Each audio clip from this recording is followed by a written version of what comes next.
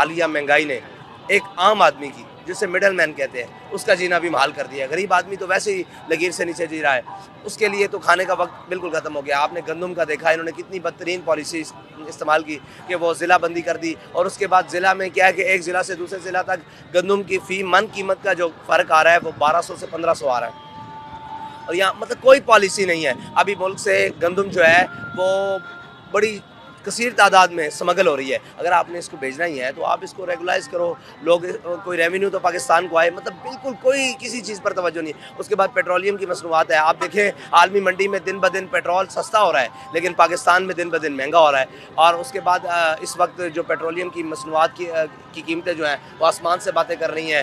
بجلی کے بل آپ نے دیکھا ان کے اندر اضافی ٹیکس لگ کے آ رہے ہیں۔ اس کے بعد گیس کے بل، جن میں گیس آنی چاہیے ان میں گندا پانی آ رہا ہے۔ آپ نے کراچی میں تو ایسا ہے، میٹر صاف کرنے پڑتے ہیں، اور وہ بھی سوئی صدرن والے نہیں آتے، بلکہ خود لوگ اپنی مدد آپ کے تحت کرتے ہیں۔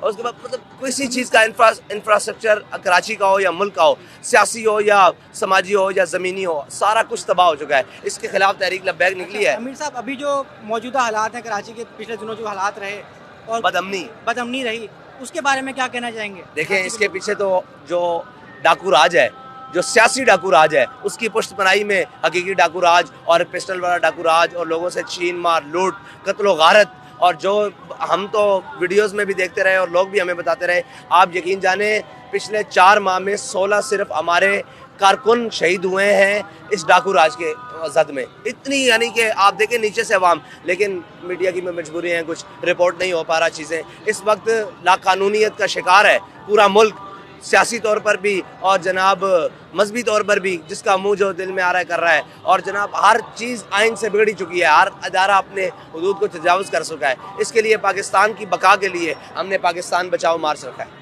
اچھا، کچھ تحریکیں ایسے ہیں جو اداروں کے خلاف بھی باتیں کر رہی ہیں، ان کے بارے میں کیا آپ کو کہنا ہے؟ دیکھیں یہ ملک ہمارا ہے، ادارے بھی ہمارے ہیں، اور اگر ملک رہے گا تو ادارے رہیں گے۔ یہ اداروں کو بھی سوچنا چاہیے، یہ ملک کا آئین رہے گا تو اداروں کی بھی عزت رہے گی، اور اداروں کی عزت گورنمنٹس کے ساتھ نہیں ہوتی، اداروں کی عزت عوام کے ساتھ ہوتی ہے۔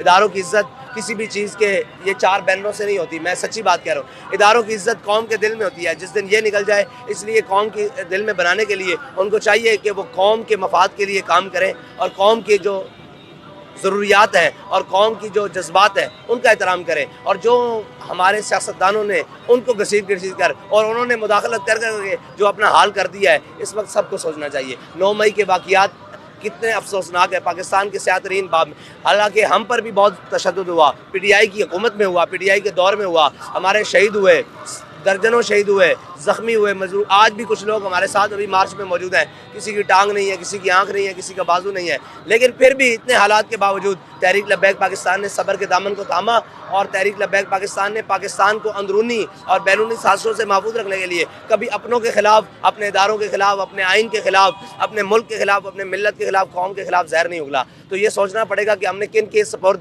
اور کس کے پرچم کو جناب اپنے اداروں کے اوپر لگائے رکھا ہے، اور آج وہی پرچم سر رگو کرنے کے لیے ہم زور لگا رہے ہیں۔ تو ہمیں خصوصی طور پر یہ طے کرنا ہوگا پہلے سے کہ ملک دشمن عناصر کون ہے اور محب وطن کون ہے۔ ہمارے تو بڑوں کی قبریں بھی پاکستان میں ہیں، ہم تو عمرے کے نام بھی پاکستان سے کبھی نہیں بھاگے، اور جن کی جائیدادیں لندن اپارٹمنٹ میں ہیں، جن کے بچے آج بھی باہر پڑھ رہے ہیں، جن کے علاج باہر ہوتے ہیں، ایک لمبی طویل مطلب ایک داستان ہے۔ ان سب کو سوچنا پڑے گا کہ پاکستان کا محافظ کون ہے، پاکستان کا وفادار کون ہے، آئین کا محافظ کون ہے، آئین کا وفادار کون ہے، ملک اور ملت اور قوم کے ساتھ کھڑا کون ہے، اور ملک اور ملت کے مفاد میں کون ہے۔ ان کو درست فیصلہ کرنا ہوگا۔